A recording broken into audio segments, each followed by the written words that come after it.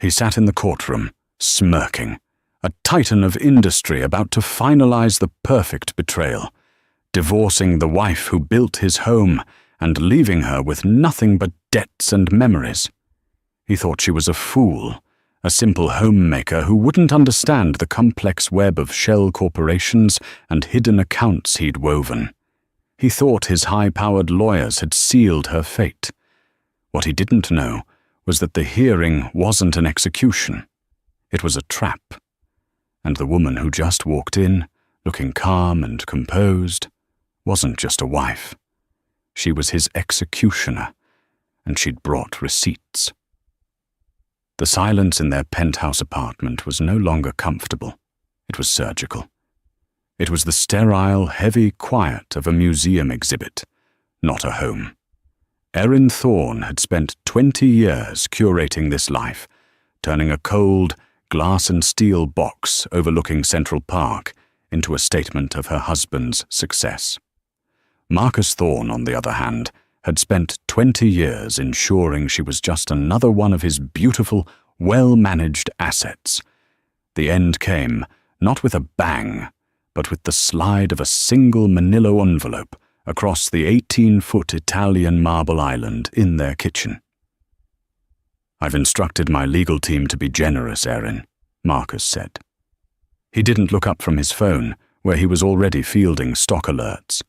His voice was casual, as if discussing a disappointing golf score.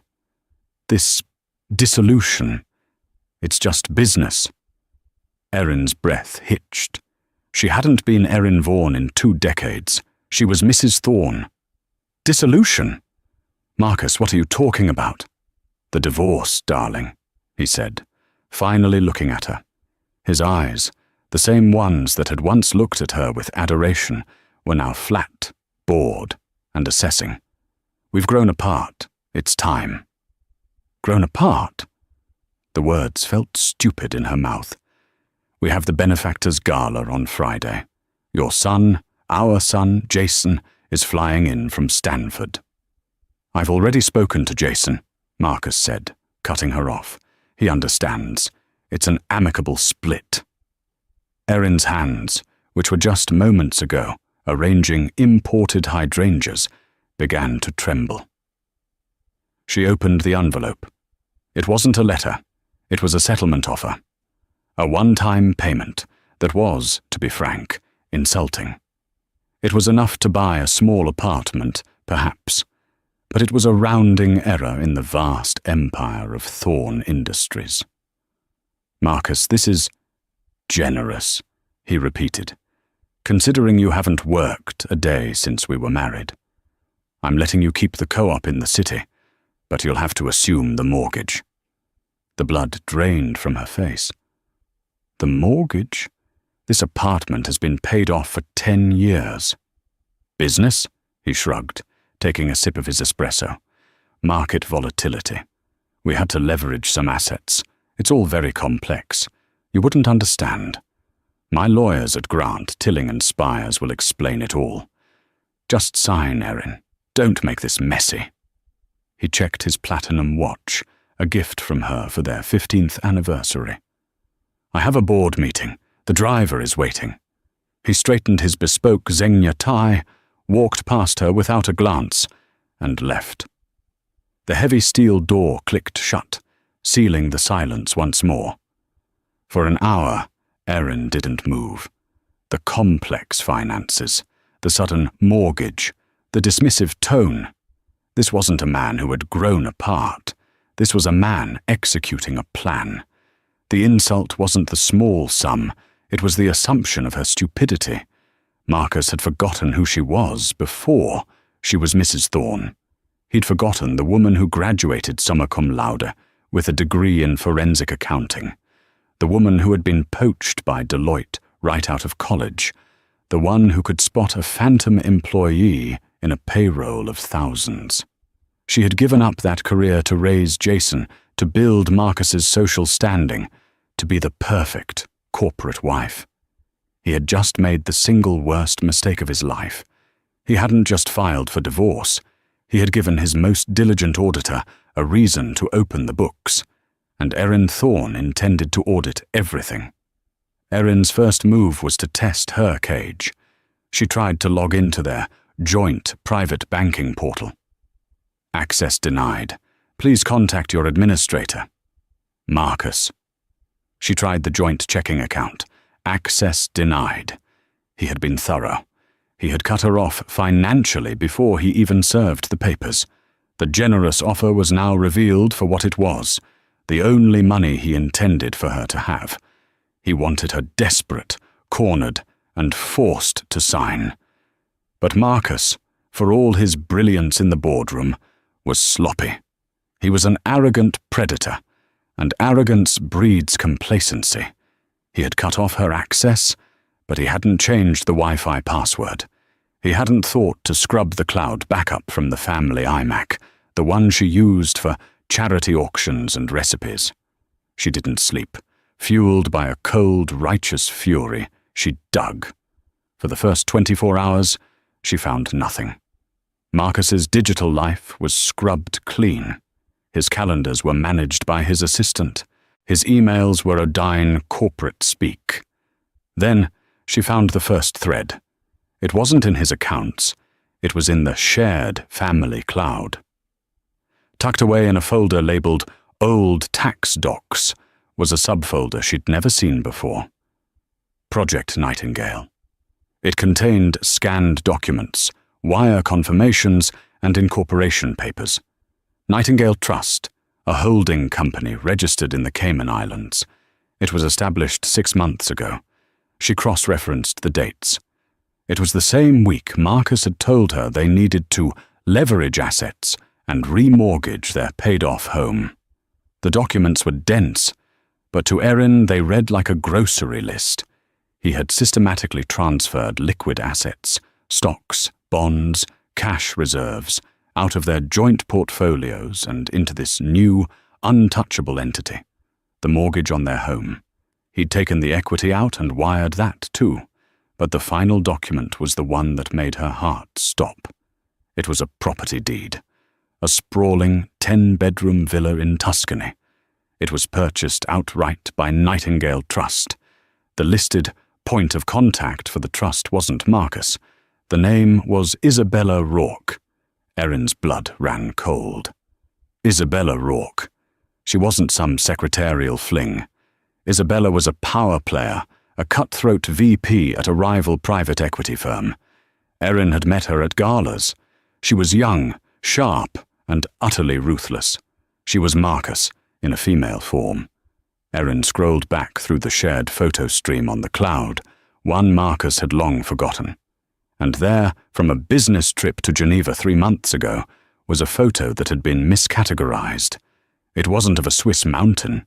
It was a selfie Marcus had accidentally taken. In the reflection of his sunglasses, clear as day, was Isabella Rourke, asleep in what was clearly a hotel bed. The betrayal was no longer just financial. This wasn't a separation. It was a hostile takeover of her entire life. They weren't just hiding money. They were building a new life on the ashes of hers. The shock subsided, replaced by an icy calm. Erin closed the file. She printed the wire transfers, the deed, and a high-resolution, zoomed-in copy of the sunglass reflection. Marcus thought he was fighting a simple homemaker. He had no idea he was in a war with a forensic accountant who had just been handed the enemy's entire battle plan. She needed a lawyer, not a shark like the ones at Grant, Tilling, and Spires. She needed a giant killer, and she knew exactly where to find one. The offices of Grant, Tilling, and Spires occupied the top 3 floors of the New World Trade Center, a monument of glass and arrogance. The offices of Arthur Vance were on the 4th floor of a pre-war walk-up in Brooklyn, above a pizza parlor that smelled perpetually of burnt garlic. Arthur Vance was a legal relic. He had been a lion in the 80s, a feared litigator who'd taken down 2 Wall Street titans for fraud. But after a personal tragedy, he had semi-retired, taking only cases that interested him. which usually meant cases where he could inflict maximum damage on the kind of men Marcus Thorne aspired to be. Erin sat in his dusty office, surrounded by towers of legal briefs and yellowing case files. Arthur, a man in his late 60s with a shock of white hair and eyes that missed nothing, listened patiently. He didn't interrupt. He just steepled his fingers, watching her as she laid out her story. When she finished, he leaned back in his creaking leather chair. "So, Mrs. Thorne, your husband, this Titan," he said the word with visible disdain, "has offered you a pittance. He's hidden the money. He's got a girlfriend. And he thinks you're a fool. That about sum it up." "Yes," Erin said. "But he made a mistake. He left this." She slid a single, pristine binder across his desk. It was labeled Project Nightingale. Arthur opened it. He flipped through the wire transfers. He saw the Cayman Incorporation papers. He stopped at the Tuscan deed and the name Isabella Rourke. He spent a full minute examining the grainy, zoomed-in photo of the sunglass reflection. A slow, wolfish grin spread across his face. "Good God, girl," he rumbled. "This isn't a smoking gun. This is a tactical nuclear weapon. This is perjury before he's even perjured himself." "It's not enough," Erin said quietly. Arthur raised an eyebrow. "It's not. This is what I've found. This is the low-hanging fruit. This is maybe 30 million, 40 million? My husband's net worth, the real one, is closer to $500 million. This is just the getaway fund. The real money. The money in Thorne Industries. That's where the real fraud is." She leaned forward.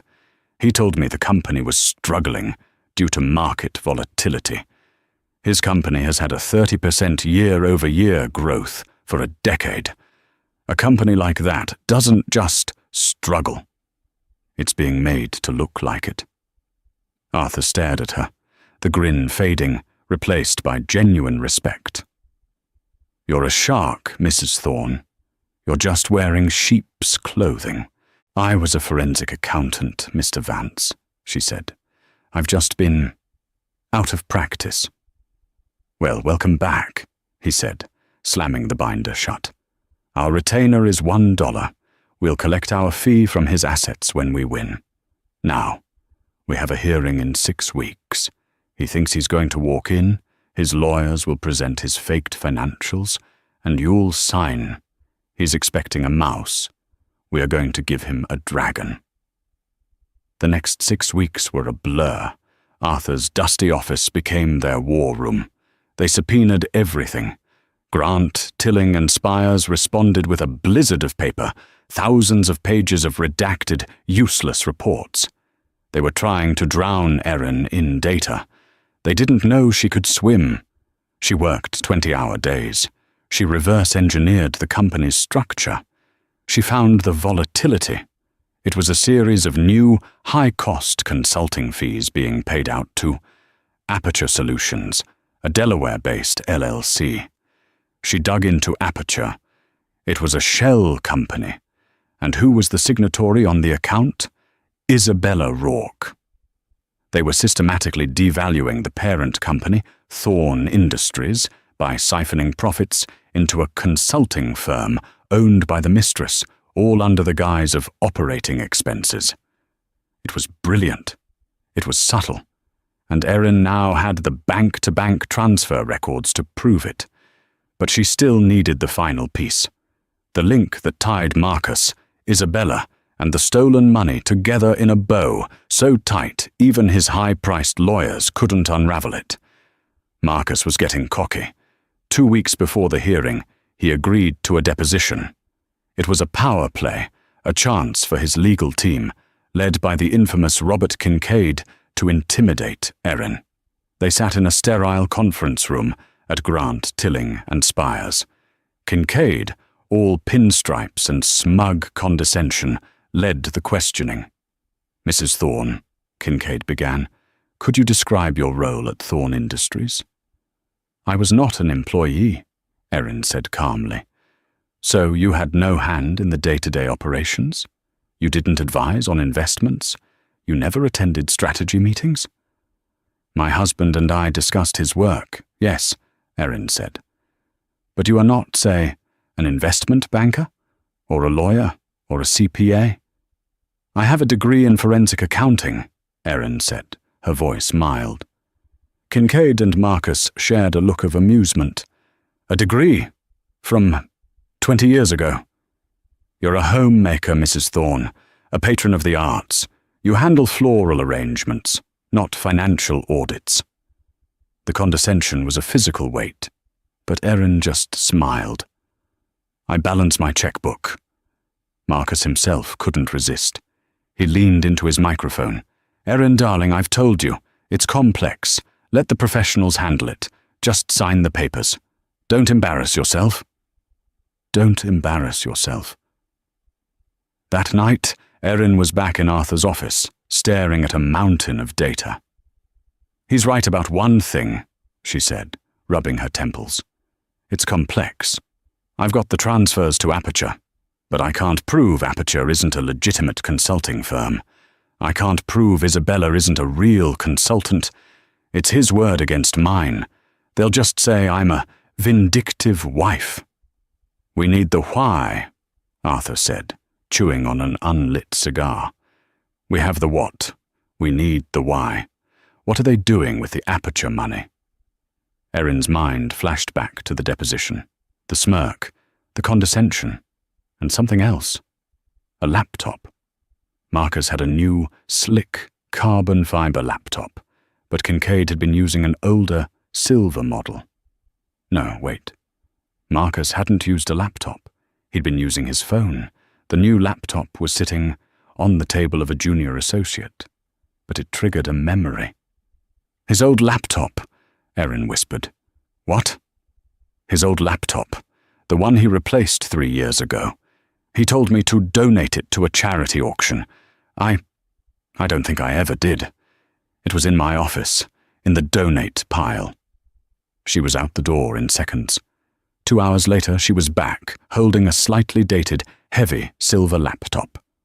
This is a long shot, she said. The longest, Arthur agreed. She booted it up. It whirred to life. Miraculously, it hadn't been wiped. Marcus, in his arrogance, had just bought a new one and forgotten this one. It was a digital ghost ship. Most of it was useless, old presentations, golf photos. But Erin, using her old forensic software, ran a search for deleted files. And there it was, a password-protected, encrypted zip file. It was deleted, but she'd recovered it from the unallocated space. Password? Arthur asked. Erin thought. She tried Isabella. Access denied. She tried Nightingale. Access denied. She tried Thorne. Access denied. She closed her eyes, thinking back to the man she used to know. The man before the billions. What did he want more than anything? What was his ultimate, arrogant dream? It was the name of the 50-foot yacht in all his daydreams, the one he always said he'd buy when he truly arrived. She typed, SOVEREIGN. Access granted. The file unzipped. It wasn't a spreadsheet. It wasn't a ledger. It was a full-blown business plan. Project Sovereign. It was a detailed 80-page plan to launch a new rival private equity firm. The firm would be co-owned by Marcus Thorne and Isabella Rourke. The plan detailed, to the dollar, the exact amount of capital they needed for their initial fund. It listed the $30 million from Nightingale Trust as seed money, and it forecasted the next $150 million in liquid capital extraction from Thorne Industries via the Aperture Solutions consulting fees. But the worst part, the part that made Erin's stomach clench, was the appendix. Appendix C, the dissolution strategy. It was a series of emails between Marcus and Isabella. Marcus, she'll be broken by the deposition. Kincaid will paint her as a stupid, grasping housewife. She'll sign for the apartment and the stipend. She's too proud to fight. Isabella. Are you sure? What about her accounting degree? Marcus. A charming relic. She can't even balance her Neiman Marcus bill. She's a fool, darling. By the time the hearing starts, we'll have transferred the last of the Aperture funds. All she'll be inheriting is my debt. A final damning email. From Marcus to his lawyer, Robert Kincaid. Kincaid, drag this out until the 15th. The final Aperture deal closes then. We need her to believe the company is bankrupt. Manage her expectations. Make her believe she'll be lucky to get the furniture. Then we pivot. We'll be in Geneva, launching Sovereign before she even knows what hit her. Erin printed every single page. She attached the email. She attached the entire business plan. Arthur, she said, her voice shaking, not with fear, but with a cold, clear rage. He didn't just commit fraud against me. He committed fraud against the court, and he implicated his own lawyer. Arthur looked at the email to Kincaid. His wolfish grin returned, and it was terrifying. "Oh, Marcus," he whispered to the empty room, "you absolute magnificent fool." The morning of the hearing, Erin chose her armor carefully. Not the somber black of a victim, nor the defiant red of a warrior. She chose a simple, elegant, navy blue sheath dress. It was the dress of a professional. It was the dress of a woman who was there to work. Courtroom 3B was an imposing room of dark wood and high ceilings, designed to make one feel small. At the opposing table, Marcus Thorne sat, flanked by Robert Kincaid and 2 junior associates. Marcus looked relaxed, checking his phone, flashing a confident smile at Kincaid. He looked every inch the Titan, annoyed he had to be there, but confident in the outcome. When Erin walked in with Arthur Vance, Marcus's smile faltered for a fraction of a second. She wasn't crying. She wasn't trembling. She looked him directly in the eye, held his gaze for 3 solid seconds, and then looked away as if he were a mildly interesting piece of furniture.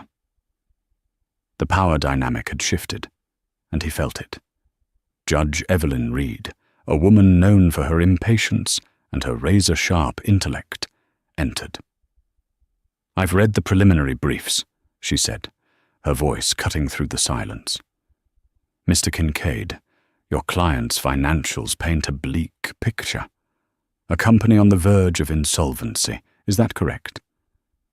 "That is correct, Your Honor," Kincaid said, standing. He was smooth, practiced, and deeply convincing. "As you'll see from our submitted Schedule A, Thorne Industries has suffered catastrophic losses due to market volatility. Mr. Thorne, in an admirable effort to save the company, has even taken on significant personal debt, leveraging his personal properties." He gestured to Erin. "While Mr. Thorne is prepared to be generous and offer Mrs. Thorne the marital apartment, free and clear, and a stipend of $20,000 a month, her demands for 50% of the company's value are, frankly, based in fantasy. 50% of 0, Your Honor, is still 0. He presented his case for an hour. He showed charts. He showed graphs. He showed faked, doctored, and utterly believable profit and loss statements. He painted Marcus as a tragic hero, trying to keep his empire afloat. He painted Erin as a greedy, out-of-touch wife who didn't understand that the party was over. In the back of the courtroom, Erin saw her. Isabella Rourke.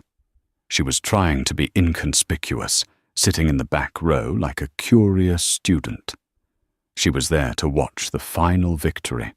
The moment Erin was officially erased, the sight of her made Erin's resolve harden from steel to diamond.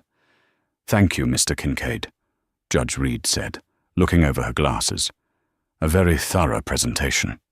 Mr. Vance, your response? And I hope it's more than just emotional appeals." Arthur Vance, in his rumpled suit, stood.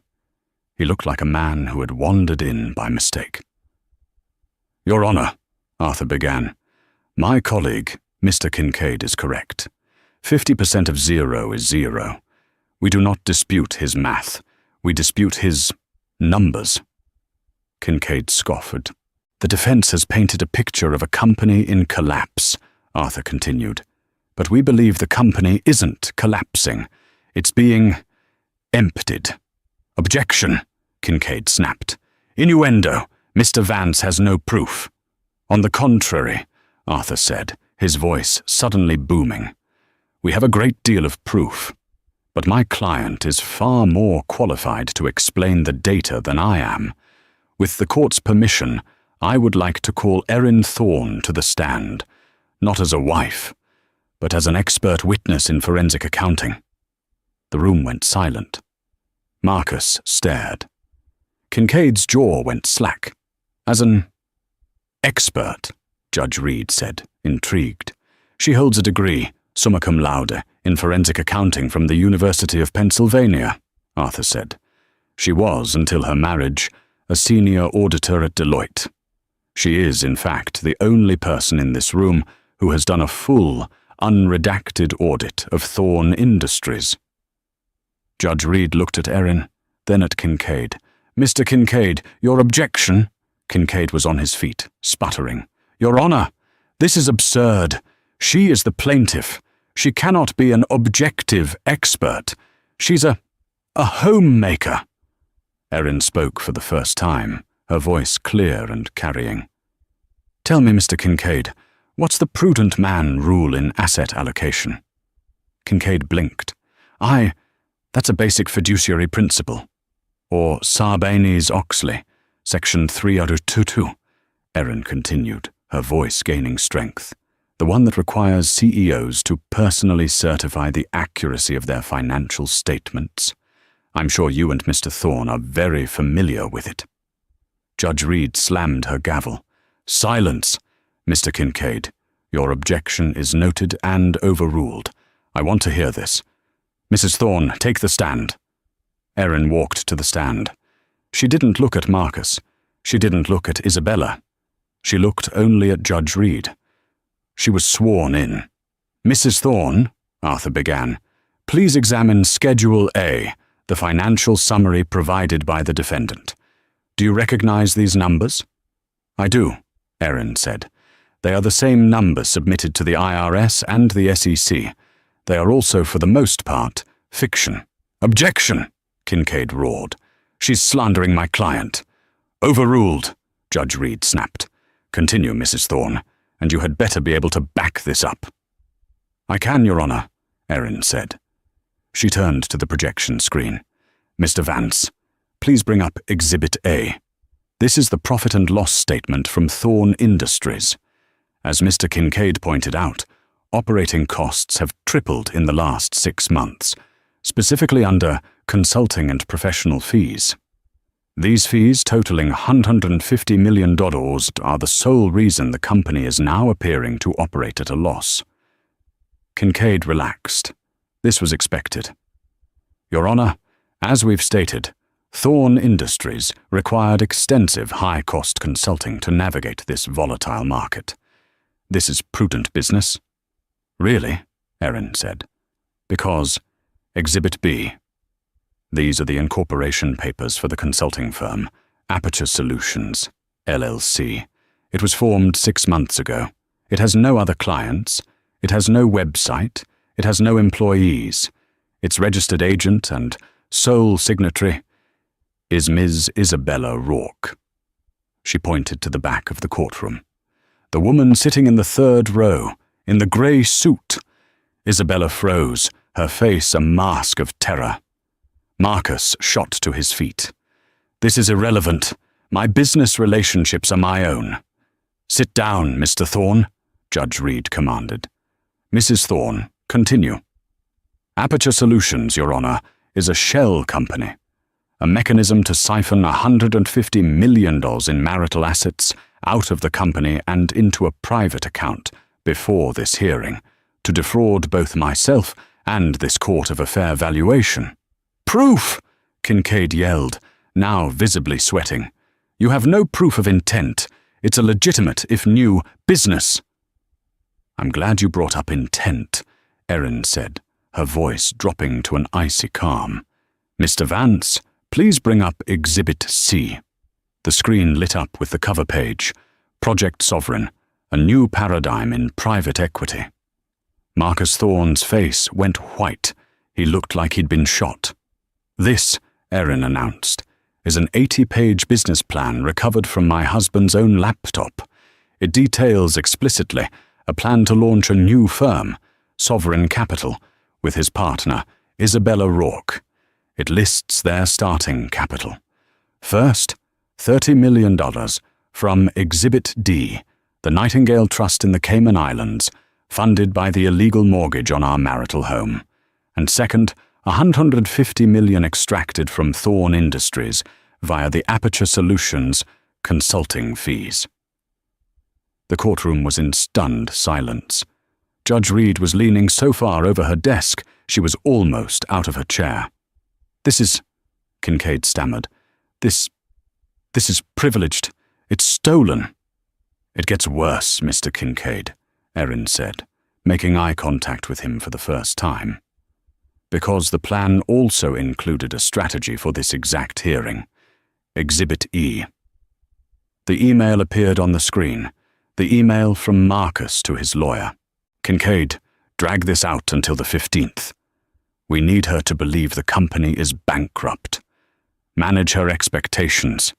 Make her believe she'll be lucky to get the furniture." Robert Kincaid turned a pale shade of green. He looked at Marcus with pure hatred. He had just been thrown under the bus in open court by his own client.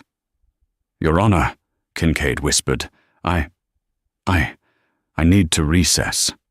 I may have a conflict of interest." "You're not going anywhere, Mr. Kincaid," Judge Reed thundered, her face crimson. "You have been party to a conspiracy to commit fraud against this court. This is the most egregious, arrogant, and criminal act of perjury I have ever seen in my 30 years on the bench." "And I have one more thing," Erin said, her voice shaking with the last of her adrenaline. "Your Honor, Marcus and Isabella weren't just careless. They were arrogant, and arrogance gets loud. Mr. Vance, play the audio file." Arthur hit the button. A clear digital recording filled the room. It was from the cloud backup. It was a voice memo accidentally recorded. Isabella's voice, laughing. "I saw her in the deposition. She looked so pathetic. Forensic accounting. Did she really think she could find it?" Marcus's voice, deeper, smug. "Don't worry, darling. Kincaid has her. She's a fool. By this time next week, she'll be measuring drapes in a one-bedroom rental, and we'll be in Geneva, closing the Sovereign Fund. She'll get her furniture. We'll get the world." The audio clicked off. Marcus Thorne sat down, heavily, as if his bones had turned to dust. Isabella Rourke was openly weeping, trying to push her way to the exit, only to be stopped by a court bailiff. Erin Thorne looked at her husband. The smirk was gone. The Titan had fallen. All that was left was a small, pale, terrified man. She turned back to the judge. "Your Honor," she said, her voice strong and clear, "I have no further evidence. I believe the documents speak for themselves." The sound of Judge Reed's gavel was not a simple tap. It was a cannon shot, a definitive explosive end to the war Marcus Thorne had so confidently begun. The shockwave of her verdict silenced the entire courtroom, freezing everyone in a tableau of disbelief and ruin. "Order!" Judge Reed thundered, her voice cutting through the stunned gasps. She pointed a trembling, furious finger directly at Marcus, whose face had gone from a waxy white to a blotchy, apoplectic red. "Mr. Thorne, you are found in criminal contempt of court. Your testimony, your filed financials, and your entire presentation to this body are a grotesque work of fiction. You have not just committed perjury, sir. You have attempted to make a mockery of this entire institution. She, Marcus stammered, rising unsteadily from his chair. The mask of the Titan was gone, ripped away to reveal the small, pathetic man beneath. You can't do this. This is my company. I built it. She's lying. Sit down, Mr. Thorne, Judge Reed roared. You are in no position to speak. Objection, Robert Kincaid croaked, his voice cracking. He was visibly shaking, his own legal career flashing before his eyes. Your Honor, I must ask for a recess. Based on this new, falsified evidence. I may have a conflict of interest. I was acting on information provided by my client. Judge Reed's gaze, now molten with contempt, swung to him. A conflict, Mr. Kincaid? The only conflict I see is your oath as an officer of the court versus your conspiracy to defraud it. That email, she gestured to the screen, where Marcus's damning words still glowed, make her believe she'll be lucky to get the furniture, is not new evidence. It is your indictment. You are not an officer of the court in this matter. You are a party to the fraud. Your conflict is noted, as is your complicity. This was the moment, the precise, crystallized second that Marcus Thorne realized his life, the one he had so carefully curated, was over. The invincibility he had worn like a bespoke suit evaporated. In its place, a primal, narcissistic rage erupted. "Erin!" he bellowed, shoving his chair back so hard it slammed into the wall. He pointed a shaking finger at her. You bitch! You lying, scheming bitch! I gave you everything. This is my money. You'll get nothing. You'll be in the gutter. I'll... Bailiff!" Judge Reed yelled. "Restrain Mr. Thorne, now!" Two large officers moved in, grabbing Marcus by the arms. He struggled, his face contorted. "You can't do this to me. Do you know who I am? I am Marcus Thorne." "You were," Erin said, her voice quiet, but carrying with chilling clarity in the sudden hush. It was the first time she had spoken directly to him. Her words, more than the bailiff's, seemed to deflate him. He simply stared at her, his mouth open, finally understanding that the woman he saw was not his wife. She was his executioner. Judge Reed wasn't finished. Her eyes scanned the back of the courtroom, landing on the ashen, weeping figure of Isabella Rourke, who was still frozen by the exit. "And you," the judge said, her voice dropping. "Ms. Rourke, you were not a party to this hearing, but you are a party to the criminal conspiracy.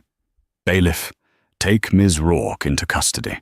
She is a material witness and an immediate flight risk." "No!" Isabella shrieked as a second bailiff approached her. The click of the handcuffs was loud in the silence. "No, please, it wasn't my idea. It was him. He made me. He promised me. He told me she was nothing. Her pleas devolved into incoherent sobs as she was led, unceremoniously, from the courtroom. Judge Reed took a long, steadying breath, her knuckles white on the gavel. "Now," she said, her voice returning to a cold, judicial calm.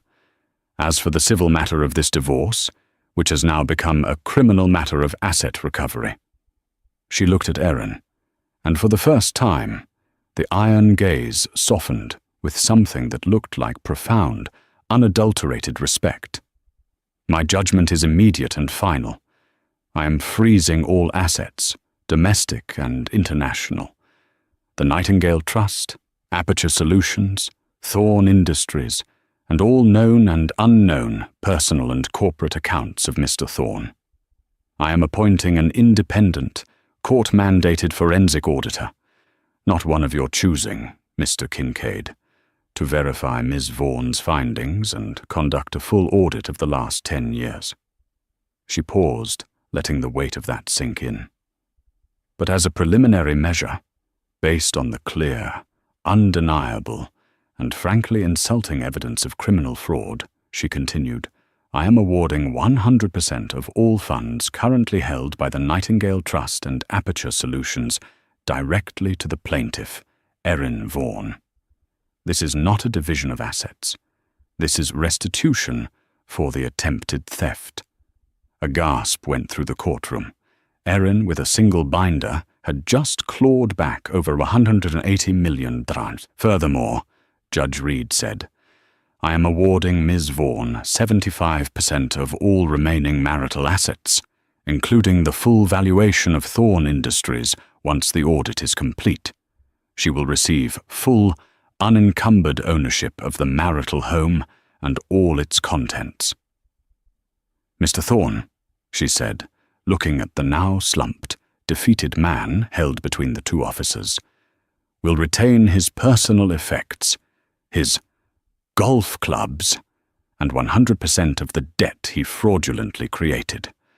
And Mr. Thorn, you will be paying all of Ms. Vaughan's legal fees, which I imagine are, and I quote your own words, catastrophic.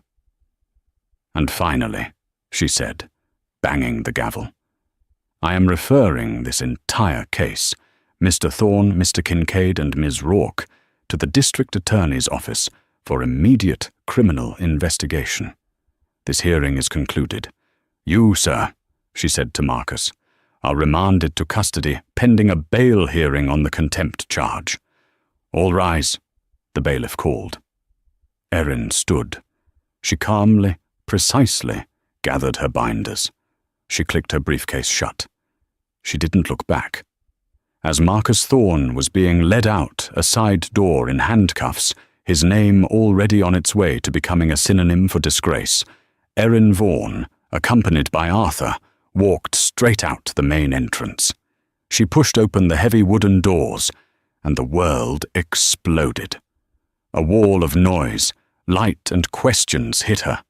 A dozen reporters, alerted by the commotion, had formed a gaggle in the hallway, a frenzied pack of sharks sensing blood.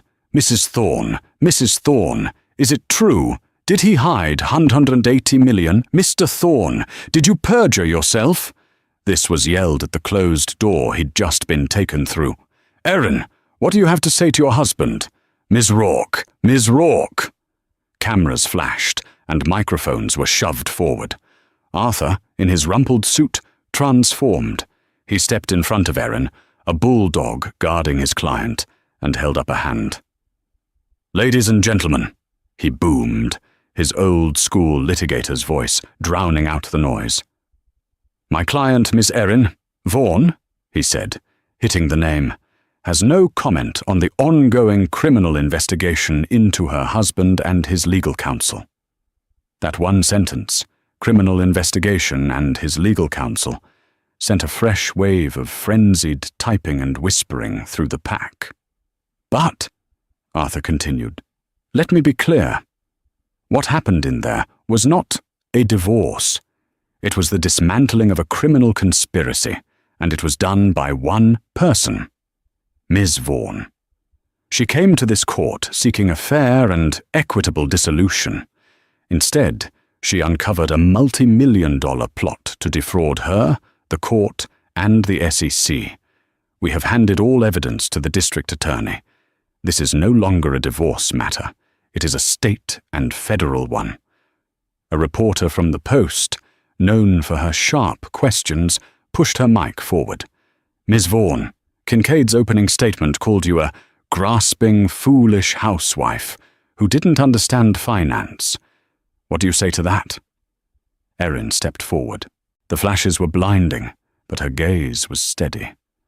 She leaned into the microphones, her voice cool and clear. Mr. Thorn and his lawyers made a critical, and, as it turns in, criminal error. They believed I was a foolish housewife. They forgot I'm a forensic accountant. She looked directly into the camera.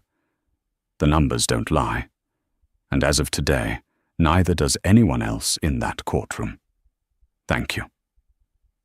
She and Arthur moved as one, parting the sea of stunned reporters and walking toward the elevators, leaving the entire collapsing circus behind them. The contrast of Arthur's dusty, fourth-floor walk-up office was almost comical. The only sound was the hum of an ancient window AC unit and the distant traffic of Brooklyn. Arthur, having hung up his jacket, was on the phone with the pizza place downstairs. "Yeah, large pepperoni. And what? A Diet Coke? You're killing me, Erin. And a large regular Coke. And garlic knots. Lots of garlic knots. Yeah, it's Vans. Put it on the tab." He hung up and slumped into his creaking chair, putting his feet on the desk. He gestured to the styrofoam cup of terrible coffee he'd poured for Erin. "So," he rumbled, "that was more fun than my last 5 cases combined." Erin hadn't touched the coffee. She was still standing by the window, the adrenaline slowly draining, leaving behind an exhaustion so profound it was physical. "He'll appeal," she said. It wasn't a question. "Let him," Arthur said, chewing on the end of a now unlit cigar. "He can appeal from a jail cell. He can't appeal the truth. The email to Kincaid. That's the ball game. That's the smoking gun that a prosecutor dreams of. Kincaid is done. Disbarred by Christmas, he'll plead out, testify against Marcus to save his own skin." "And Marcus?" she whispered. "Bankruptcy first. He'll try to file Chapter 11 to protect Thorn Industries and bog you down in court for a decade. But the judge was smart. She froze everything. The independent auditor, our auditor, goes in tomorrow, and they won't be looking at the faked books Kincaid gave them. They'll be looking at the real books, the ones you found." He leaned forward, his voice serious. "He's facing 10 to 15 years, Erin. This isn't a white-collar, slap-on-the-wrist fine. This was a conspiracy to defraud the court. Judges take that personally." "The money?" Erin said, turning. "The 180 million, the 75%. He'll just hide it." "No," Arthur said with a wolfish grin. "He can't. The Nightingale and Aperture funds are already frozen by order of a U.S. court. The Cayman banks will comply. That's your restitution. It's yours, free and clear. The 75% of the rest, that'll be a fight. But it's a fight we'll win. You are, as of 3 hours ago, an exceptionally wealthy woman, Erin Vaughan. You're also notorious." The word hung in the air. Notorious. The penthouse, when she returned, was just as she'd left it. A sterile, silent museum. But it was no longer his. It was hers.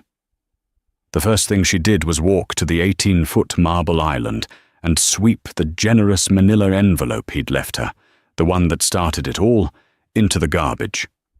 The second thing she did was call her son. Jason flew in from Stanford the next morning. He was pale, his eyes wide with confusion and fear. The New York Post was splayed on the kitchen counter, a grainy photo of his father's enraged face under the headline, "Thorn in his side. Wife's proof sinks tycoon." "Mom," he said, his voice cracking. I saw the news. He's in jail." "He posted bail on the contempt charge," Erin said calmly. "He's at his club. He's not to be contacted." "He's been calling me," Jason whispered.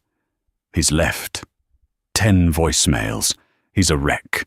He says you fabricated evidence. He says you're a vindictive.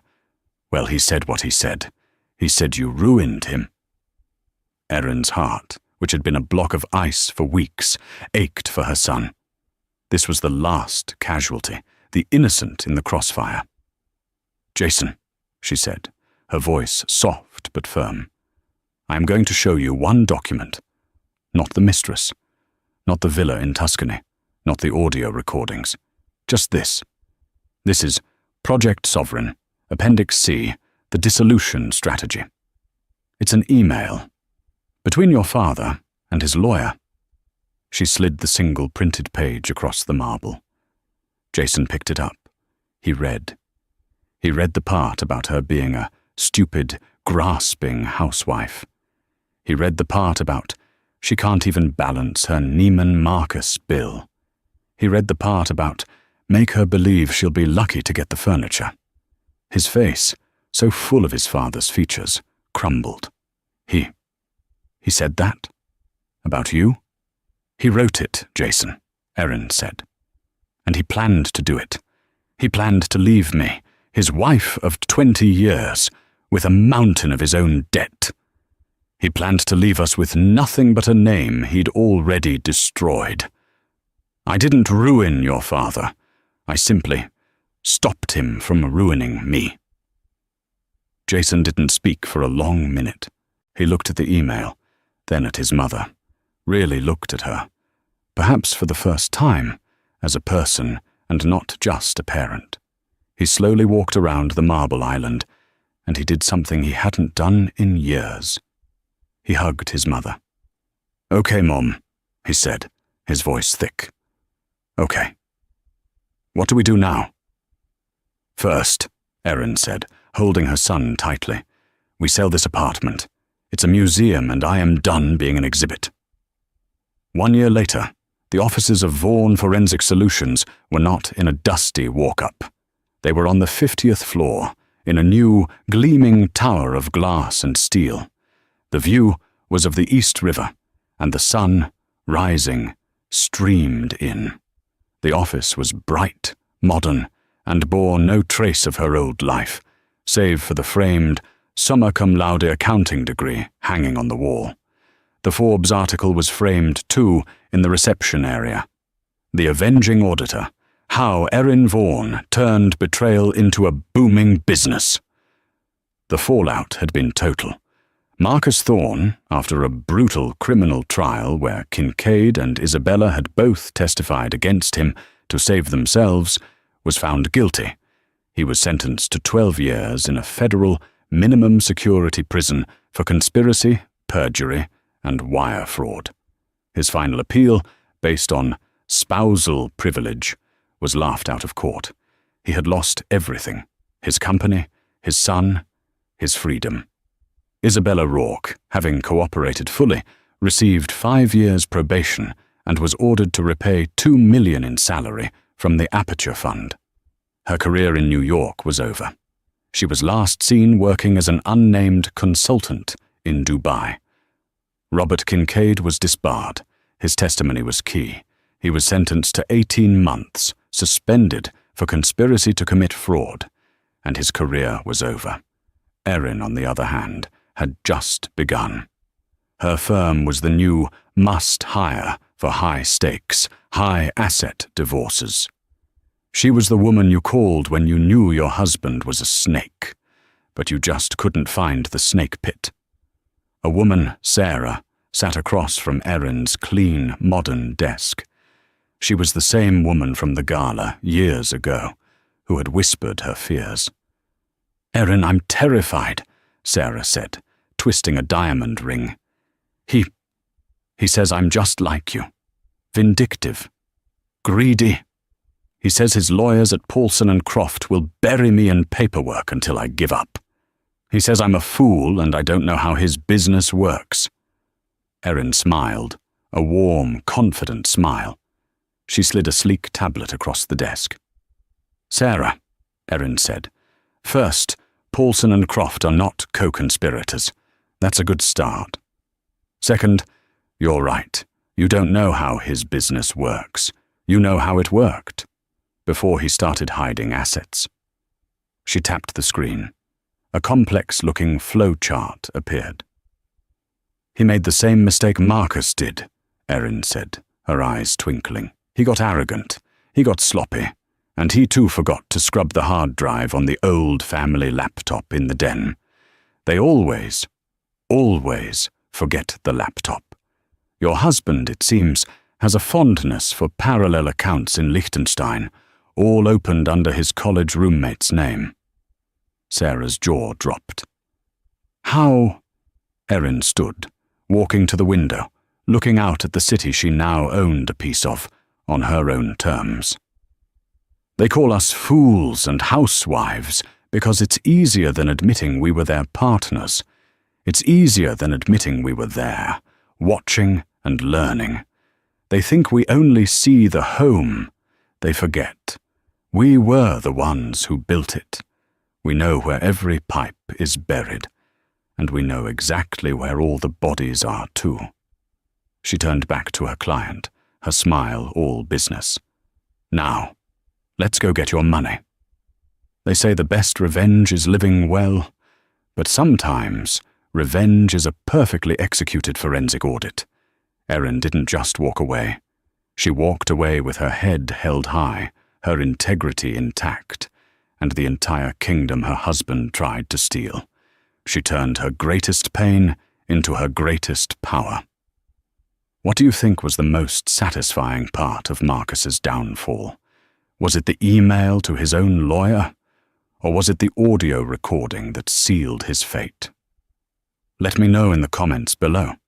This story is a powerful reminder that you should never, ever underestimate the person you're betraying. They might just be keeping better records than you are. If you loved this story of karmic justice, please hit that like button. Share this video with someone who needs to see a cheater get what they deserve, and make sure you subscribe to the channel. We have more stories of betrayal and dramatic reckonings coming your way. See you next time.